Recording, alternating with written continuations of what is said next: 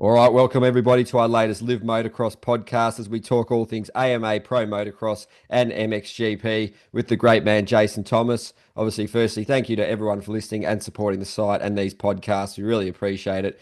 We'd also like to thank our sponsors for this episode. Firstly, Fly Racing. They've just dropped their MX26 range, which raises the bar once again for performance and design. Built with championship proving technology, the new collection is all about control, comfort, and confidence on any track in any conditions. Leading the charge with the Formula S helmet again, the world's first off road smart helmet. It's a game changer and another bold statement of Fly Racing's commitment to innovation.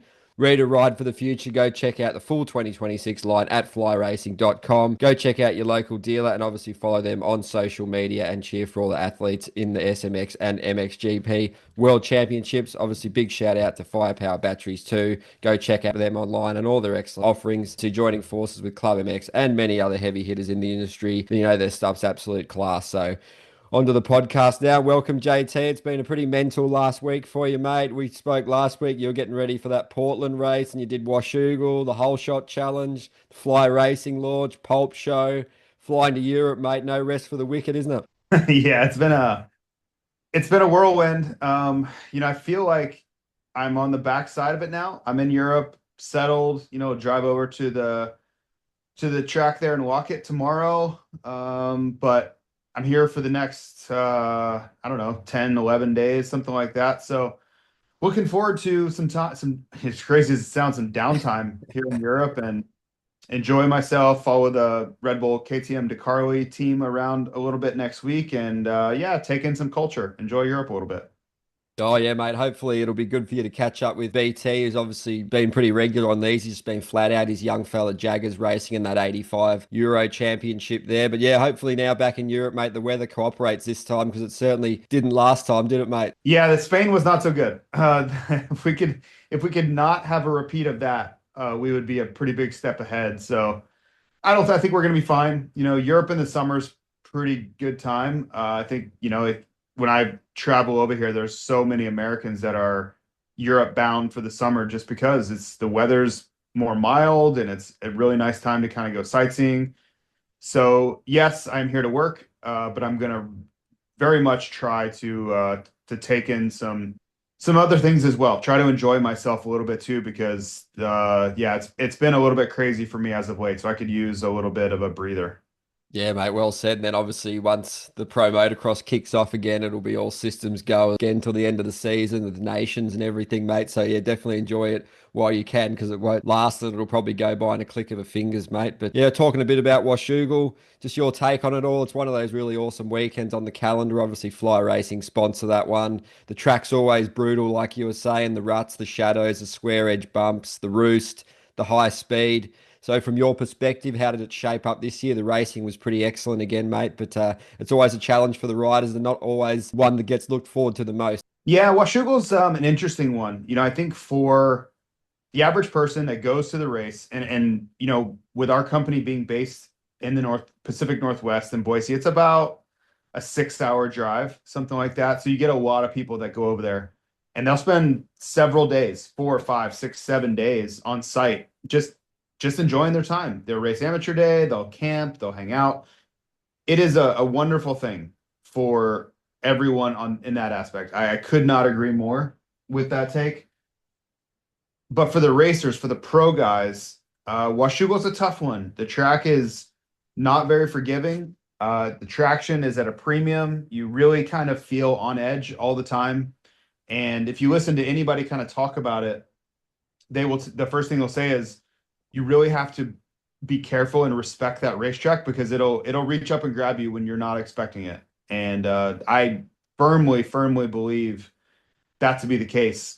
You really never feel like you can let your guard down with Washougal very much. It's just not a track you can trust. And so it's kind of the complete opposite ends of the spectrum for spectators, for fans.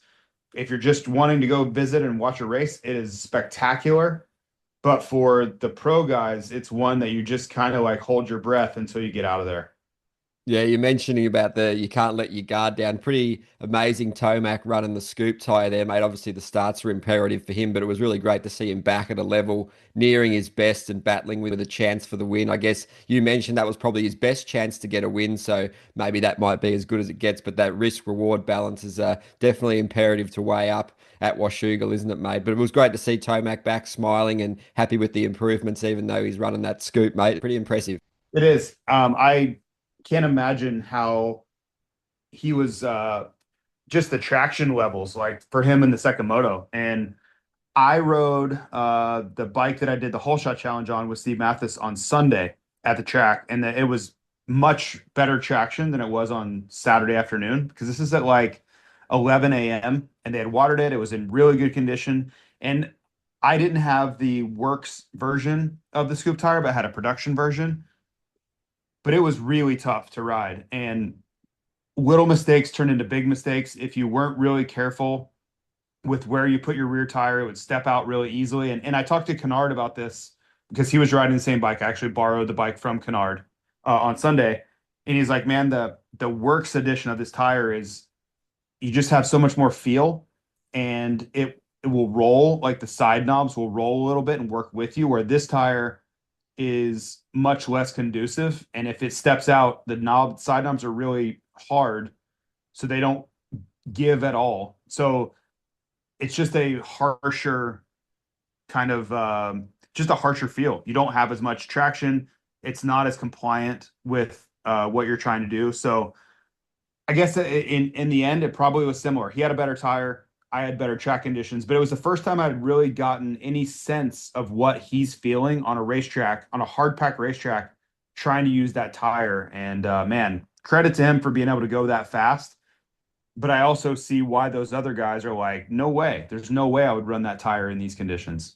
Yeah, absolutely. He's great insight there, mate. I suppose we will touch on Sexton, mate. He's been a pretty hot topic on these podcasts with you and BT all year, really. But it's great to have a different winner, and it must be so stoked that he could be able to beat Jett because it's not often you get to enjoy that at the moment. He's just on rails lately, and he's had a lot of difficulty and struggles in the past, doing so. And even this year, he sort of, the week before, he was just got eaten up pretty badly and gapped by Spring Creek. So would love your thoughts on Chase's ride. Showed a lot of class and skill. The whoops were dialed. The bike looked really planted.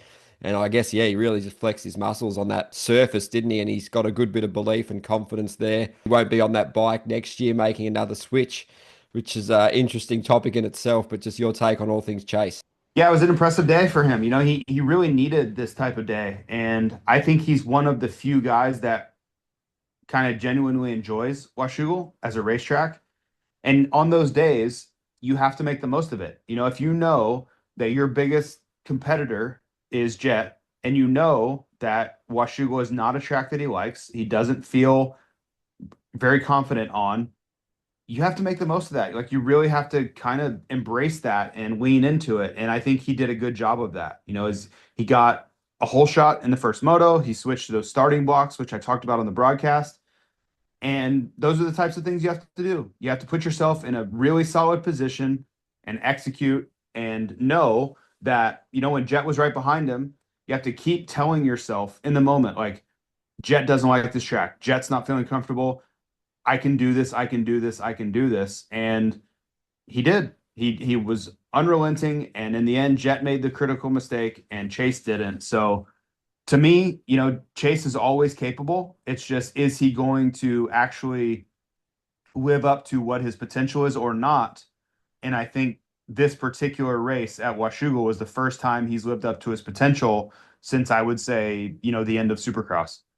Yeah, it was great to see. Yeah, he's just looking really good on that bike, and obviously with the change coming, we'll see what that leads to. We'll talk about Prado later, but that wasn't great either. So give us your take on Jett. Was pretty vocal about not a big fan of that track, and it obviously did bite him when he was pushing to get Chase in that first moto. I guess it was a little bit surprising he didn't get back to Eli in some ways, but he did sort of sit back and assess things like you were saying. And I guess if he was a bit more patient, he would have won the overall. So, on a pretty rough weekend, a rare occurrence he loses, he probably could have even had it if he just didn't ask for a bit too much out of the tire in that first moto. But yeah, pretty mature in a little ways you've mentioned, calm, and sort of just accepted the first moto a bit like he did in Hangtown, wasn't it? So yeah, but the bursts of speed are just so impressive. When he needs to turn it on, he can turn it on. And you mentioned, I think it was on pulp, that's a really good tool to have in the back pocket and to really break his adversaries. And I guess that'll be cool to see him harness that weapon in the future, because it's something that you're definitely on the pulse with that one. Yeah, Jett's an interesting one because his ceiling is so high, but he's having to learn, it's such a cliche thing to say, but learning how to lose and learning when it's okay to lose. If it's not a track you like and you're in a vulnerable position because you just tipped over and you're in third and you put in some fast laps to try to catch Tomac and it's just not working. At the end of the day, it's just not happening the way you want it to. You're not closing the gap. You're not catching Chase. You're not really pressuring Tomac. You just have to be willing to kind of swallow your pride and say, hey, it's okay. It's okay.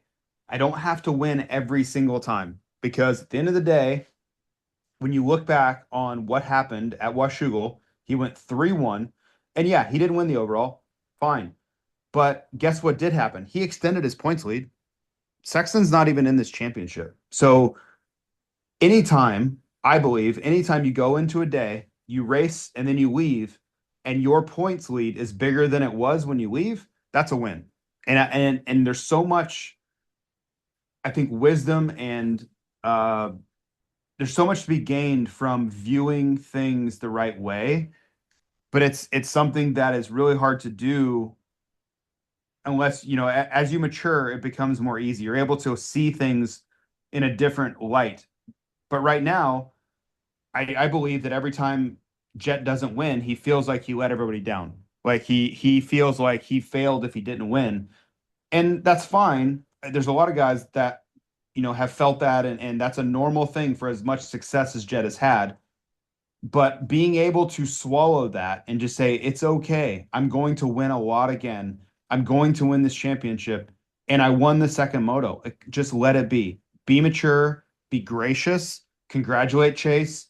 Know that this track is not one you want to ride at all, and move on. And that's what he did. I give him a lot of credit, because I think had he been younger, had he, other riders would have kind of pitched a fit a little bit. They would have not been, gracious to Chase. You wouldn't have seen him laughing with him at the press conference.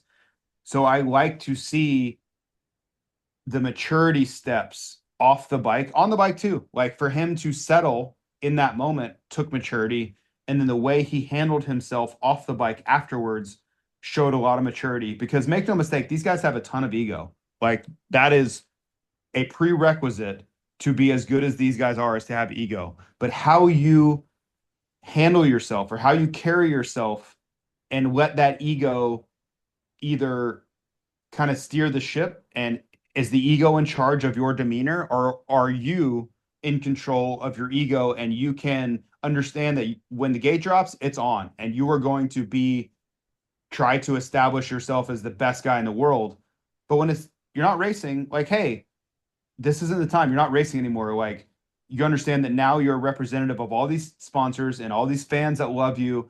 And I think everybody, even if you don't like Jett, and there are plenty of people that don't like Jett, you had to watch that and go, well, that was pretty cool. All I did was say, it wasn't my track, and Chase rode fantastic, and Eli, and he moved on. Like, that is what you want to see in the development off the motorcycle of a kid like Jett, who is still, he's about to turn 22, but he's under a microscope all the time. I just thought it was a really nice showing of him and kind of where he is and taking steps towards being an all-time great champion.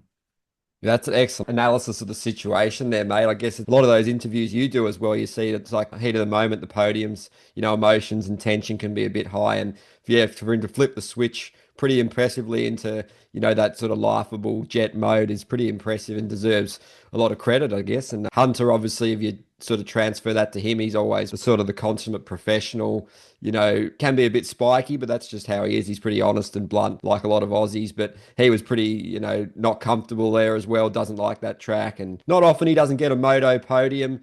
But I believe that streak of, I think it's up to 19 top 5 overalls in the 450 classes, deserves credit, that one too. So just your take on Hunter. He's always usually up there, but not this weekend. Yeah, I just don't think he liked the track. If you go back to, 2023 on a 250, he really had nothing for Hayden. at all there. Justin Cooper even as well. So I just don't think it's a track where that motorcycle, it's really twitchy and really kind of unforgiving on the front end. I don't think that the bike gives you more confidence. And if you have a track that's robbing all of your confidence and stability, and then you add a motorcycle that furthers that, it's a really difficult setup. So both of them, you could see, were struggling with that aspect, which is completely normal. And I rode a Honda on Sunday, so I, within reason, can understand what they're kind of were feeling, right? I understand in some sort of range of the difficulty they were facing of feeling like they could push, because I was on the same chassis, like their bike's different, but the same basic chassis. And it's a little bit twitchy, like it wants to turn well, but it's not as stable as some other motorcycles out there. So, and in that scenario, Hunter has been very vocal about he's not going to push. He's not going to take chances. He's not going to put himself in a vulnerable spot. And he's just going to take it for what it is. And most of the time, fortunately for him, his best is good enough. But when he's not comfortable and he can't really push, he's okay with just taking what it is. And that was like a, kind of a 4 or 5 type day. And I'm sure he's frustrated watching those guys ride away from him, but he's smart enough and wise enough to know that the alternative is taking outsized risk and a very, very good chance of ending up on the ground in a harsh way. And he just doesn't want to do that. And I don't blame him at all. So, Hunter, I think he comes off sometimes as you said, like super direct, super blunt, but I just think he's honest. When it really comes down to it, I don't think he cares to kind of, sugarcoat anything.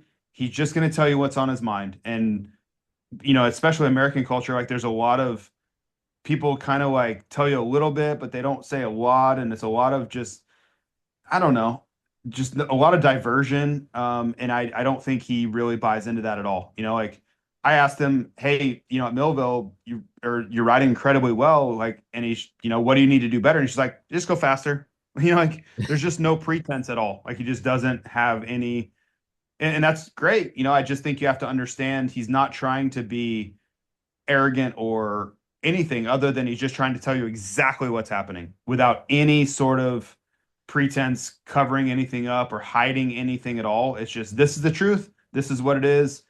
You don't have to like it, but it's still the truth anyway. Yeah, you got to love the honesty, and I guess that sort of spills over nicely into Prada. He was in another classic Lewis Phillips interview. They're becoming a bit of a theme, those ones. But yeah, it's awesome to see the commentary on it all from him. Still not happy with the bike, still knows he can do better. Nothing's really positive in his mind, looking like there's no light at the end of the tunnel. He doesn't expect to be battling it out with Hand and B-Ray, and I guess getting beaten by Lecurcio again, who's sort of juggling team manager and rider duties, so it's just, you had some pretty interesting conversations during the week. I think it was a guy that called in on Pulp about saying he's just straight up not good enough, which, we know we've been doing these podcasts for a few years now. It's certainly not the case. He's proven it over the years. He's just not there right now and with what he's working with. But yeah, he's one of the best to do it, one of the best starters. And hopefully we can see that and get him to recapture it. But it's not looking good. And even at this point, he mentioned that he might not even do Motocross a Nation. So that'd be a real blow for Spain and the fans as well. It's just he probably wants this season done and dusted as soon as possible, doesn't he? Yeah, but yes, all the things you said are true. I just don't know what the recourse is. Like, okay, you're going to skip Motocross Nations, fine. But I still don't really know what the problem is. Like, is it your bike is too slow? Your bike doesn't handle well. You're not riding well. You're not, I truly don't know what the real problem is. And I haven't, I heard him talking about earlier in the season that the bike was too slow. But he's whole shotting races now, and he's getting beaten by full-on privateers. So there's no way that you can tell me that their bike as a full privateer is slower than your bike. So now it comes down to, how is that person, like how is a Mitchell Harrison beating you? How is he qualifying better than you on privateer equipment that I would be very, very confident saying that Mitchell Harrison's bike's not very good. Like that's just the way of the world. Like it's average, but not great. And I'm not saying, because I don't know, I'm not saying that Prado's bike is as good as Jett's or as Chase's. I don't know. I'm not even going to pretend to say that it is, but I feel very confident in saying that it's better than the privateer Kawasaki's that are on the racetrack. Like that is just common sense and logic. And he's getting beaten by those guys.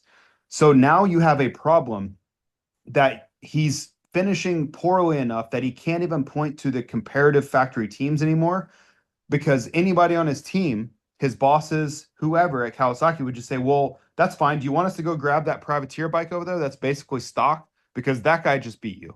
So please explain to me how that's happening.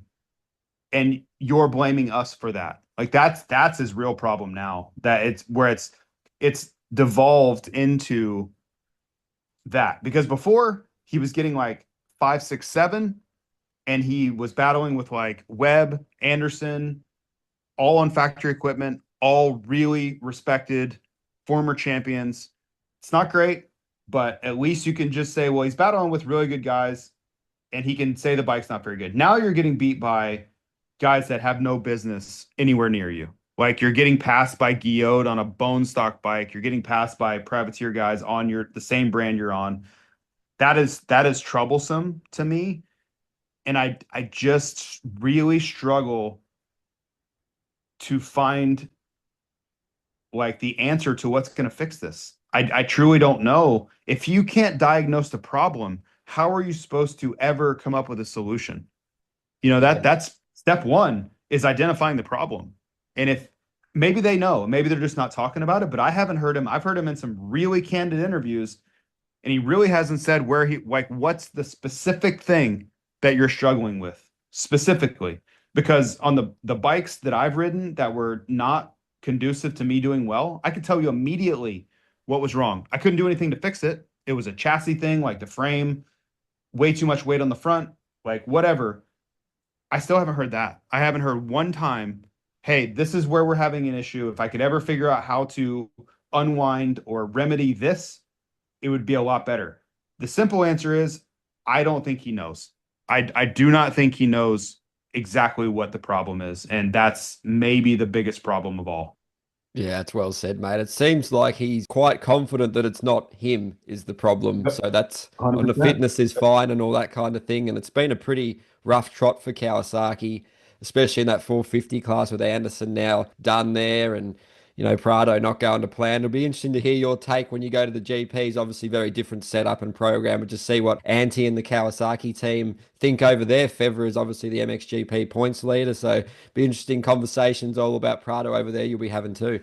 Yeah, and the bike here for Febra is so different Hmm. that it's a little bit of apples and oranges.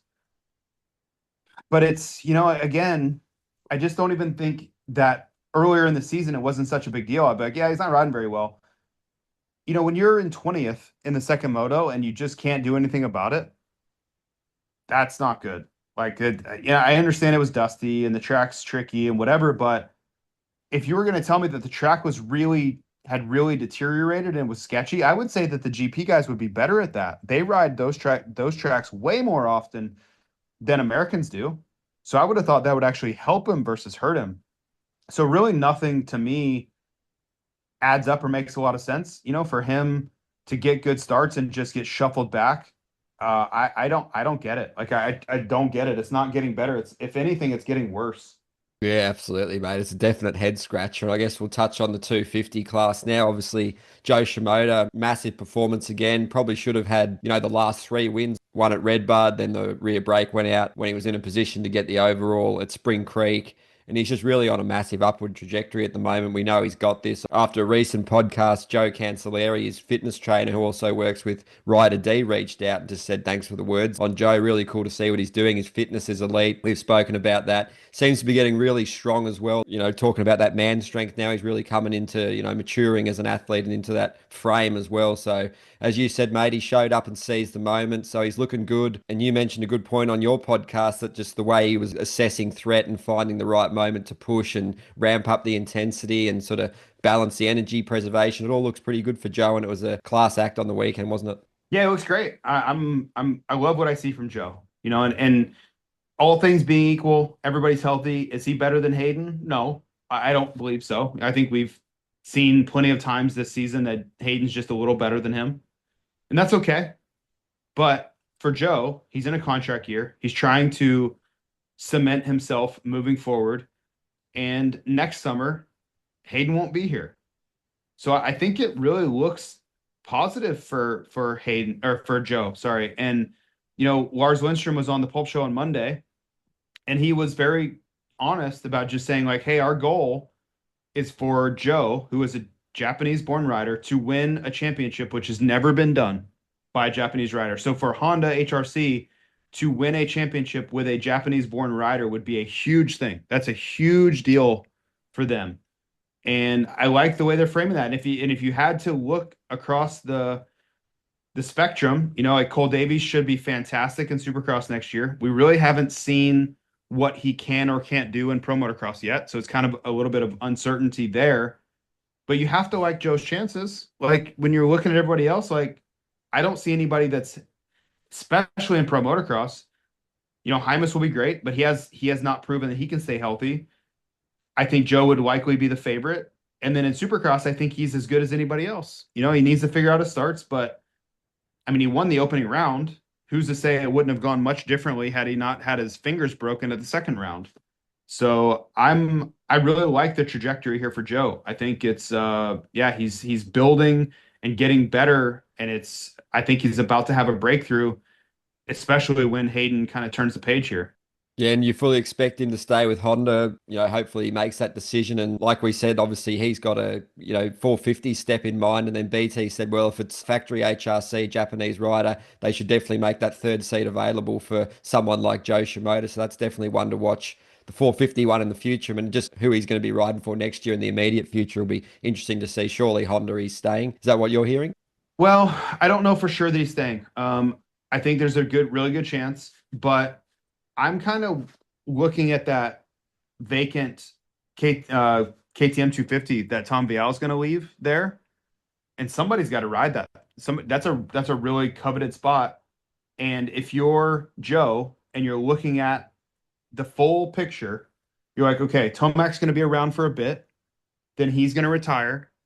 If I come in and do what I'm supposed to do on the 250, it's the natural progression for me to go to the 450 spot, and they will have one because Honda's not. Whether they will or won't make him a third spot at Honda, right now they are not built for that. That is not their team structure to have a third 450. KTM has it in place. He would have to wait for Tomac to leave, but that would be the thing anyway. He'd be racing a 250 for the next year or two anyway. And then boom, you are next in line for a factory KTM 450 spot. So I have no idea if he's talking to KTM. I believe he was talking to Husky at one point, but in the end, it's all the same, the same companies writing the same check. I just think that KTM spot with Vial leaving, it sets up really well. I just have no idea if he wants to be there or the money, or I don't know. There's a lot of variables I don't know, but kind of on a whiteboard, kind of connecting dots, it makes a lot of sense. Yeah, it'll be interesting to see, mate. Hopefully we get some announcement on it soon. And obviously you mentioned Deegan's day. Obviously didn't lose any points, but Shimoda still got the overall on him. But he's been testing that 450. Weege broke that news officially. Obviously he mentioned a little bit at Washougal. But how does that decision look if he's got the championship wrapped up? He might do the last round. Do you think it's a wise one? A bit sort of ill-advised? Or is it just a bit of a flex from Deegan like usual? Wait and see on it. I mean, as a fan, I hope he does it. Like I want to see it. I think it'd be awesome. But I don't think he's really ready yet. And it all comes down to what is the expectation? What does he think is an acceptable result? Because right now, if he goes out there, he's not going to beat the Chase or Hunter or Jett, in my opinion. I just don't see that happening the way they're riding. So what does that get him? If he goes out there and let's say he just doesn't really do what he wants and he goes like 5-5 on the day, which he could do better than that. Don't get me wrong. He could go, I don't know, he could win for all I know. But let's say he went 4-4, 3-4. Is that deemed a success? I don't really know. I don't have any preconceived notions. I just kind of look at it and say, why are you going to force that move when all along you've been preaching patience? Let's wait. Let's be over prepared. Let's let him get a bunch of time on the 450, then go into this next May when everybody knows what the situation is. You're really ready. You have the bike settings dialed. You're not going to be guessing as far as like bike changes through the day. You're not going to, like he's going to get like a week or two on it versus he would have a month or two on it. Like it's just a completely different scenario. So I don't really see, like, my problem is, other than the media circus and the content and the excitement, in the best interest of Hayden, I don't see the upside. That's all. That in the end, that's it. I just don't see enough upside in Hayden's specific situation to think that it would be worth it. If all you're trying to do is get clicks and likes and subscriptions on YouTube, cool. Yeah, do it. By all means, do it. But we all know there's more to it than that. And I just think the likelihood of him going out and getting beaten pretty badly by Jett and Chase, and let's say Tomac maybe also, is pretty high. Like I would say there's a pretty good chance of that happening, and I don't think that's what they want. I just can't imagine that that's the situation they want to walk into. And maybe they just feel they're going to be better than that. Maybe they feel like they're immediately going to be competitive and be in the fight, and maybe he is. And if they're right, if they believe that and they're right, then by all means. I just think it takes more time than that for most people to immediately be at the very top of the sport. It's just very rare do you ever see anybody get on the 450 and immediately win or battle the best guys on the 450. That just typically doesn't happen. But maybe Hayden's special enough to do it. Yeah, it's great insight, mate. It's a tough one, isn't it? Because it probably could do more harm than good, and there's not a huge amount of upside attached to it aside from what you mentioned. But yeah, maybe he needs a reality check, and just to give him that gauge, I wonder if he wants that test. I'm sure he does, but it'll be interesting to see how it plays out. And just on the topic of guys making the step up, aside from Deegan and obviously Jordan Smith, will be doing it with Triumph next year. Shimoda's probably in the line. Do you see any riders you're particularly excited about when they make the step from 250 to 450? Obviously, you got guys like Kitchen, who's shown that he has the speed, just sort of piecing it all together. Obviously, Faulkner, he's had his issues with injury in the past. He's obviously got all the talent and the skill to do it. I mean, McAdoo, maybe we could have an RJ situation where he smooths out if he steps to the 450. There's not a heap of guys, is there, mate? But there is a couple, isn't there? Yeah, some of those guys, Kitchen, I think they'll be fine. It's a really difficult ask to get, I think, into the top 5 right now in the 450 class, like when everybody's healthy. We have a bunch of guys hurt, and it's still really tough for those guys to be in the top 5 every week. So I think Hayden is really the one that's special enough to make a dent, like really get in the fight. I think everybody else is going to be on the backside of the APs and Justin Coopers fighting for, 6, 7, 8, 9, 10. It's just kind of how I see it.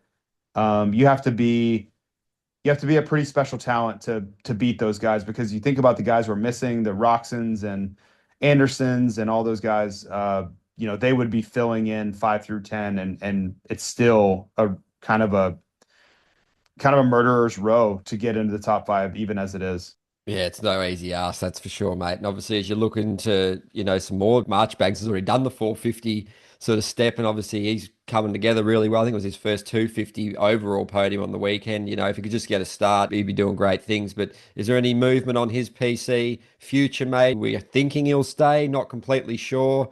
But he's just always putting himself at the start at a deficit there with he's such a huge man compared to a lot of the competitors, mate. But any other silly season murmurings or anything on Marchbanks you've got for us? No, I just think it comes down to money. Kawasaki and Mitch have to decide if they can find budget and resources and mechanic and all those things for a 5th guy. Because it comes down to 2 things. One, can they make it work on a resource level? And then 2, Marchbanks, it almost works against him that he's doing so well, because he's going to command a decent paycheck, which makes the job harder. If he was not doing very well and they wanted to keep him, they could probably get him on the cheap and make their life easier. But when they don't have room for him and they feel they need to keep him and he's expensive, it's a weird, really weird dynamic, but it makes it harder. It makes it harder for everybody. In the end, if it works out and they do it, then it's better for Garrett. But I think the conceptual question of do they do it or not, I think becomes more difficult, because he has leverage as far as he should be making more money. So I don't know how that all pencils out. It's a really kind of interesting way that negotiation has to go. It's going to be kind of a pass fail. If he gets the deal done, awesome. That's exactly what it needed to go. But if he doesn't and they just can't find a resolution, I think it would be a fair argument to say, well, if you had not done so well and you'd be willing to take 100 grand instead of 200 grand, then maybe this could have got done. So yeah, it's crazy to think of it that way, but maybe there's a world where it does go that way. Yeah, it'd be good to see. And obviously, lastly, mate, just let us know how excited are you for the MXGP this weekend. You'll be on commentary with Paul. Be awesome to get over there and catch up with a lot of friendly faces and people you don't get to see too often. So, and just awesome to see that MXGP title fight. Roman Fevra obviously got 15-point lead over Coonan in the fly gear. Fevra's pretty good around that track. Obviously, such good throttle control. Is pretty used to those low traction environments, so it's a pretty sketchy track, lock it at times, and it's going to be fascinating to see those two battle it out, and you'll be excited to be there. Yeah, I can't wait. It's gonna be a great time. I've never been to Lockett, so it's my first time going to this racetrack. And the city Karlovy Vary is nearby. It's an old Russian city, so a lot of Russian heritage, and the hotels are super ornate. Just really interesting area of the world, and I really like going to new tracks and new venues. I'm running out of them to visit, but just looking forward to a fun weekend. And the racing has been fantastic. Simon's got I think a 43-point lead, Yep. so that would be Fly Racing's first MX2 championship. So I'm kind of cheering for him to maintain. If he could get a win here on the hard pack, and then just kind of withstand De Wolf over the next few rounds of sand, both Lommel and then the Netherlands in a couple weeks. I think, if he goes into the last three on kind of neutral tracks with a decent lead, that sets up pretty well. He's got to withstand a bunch of ones on the board from De Wolf in the sand. If he can do that, then I think he's got a really good shot at this thing. And then the 450 class, down to 15 points, and Lucas has so much momentum right now. And I like Lucas in the sand. He's Belgian born, so I think he'll be really strong in the sand. And Febra's, he's fine. He's worked really hard to improve his sand skills, but it doesn't come easy to him. He's just not a naturally gifted sand rider. So it could get really interesting here. I think this track sets up well for Febvre. It's hard pack, and Febvre does really well in that situation. But I think you could see a little bit of yo-yoing between these two down the stretch, and it almost feels like it's going to come down to one critical mistake, a big crash, a DNF, a bike failure, something that's going to kind of break this thing wide open and end it once and for all. Because right now, 15 points, fine, but it truly feels like it's too close to call with whatever there's left, 7 rounds or so.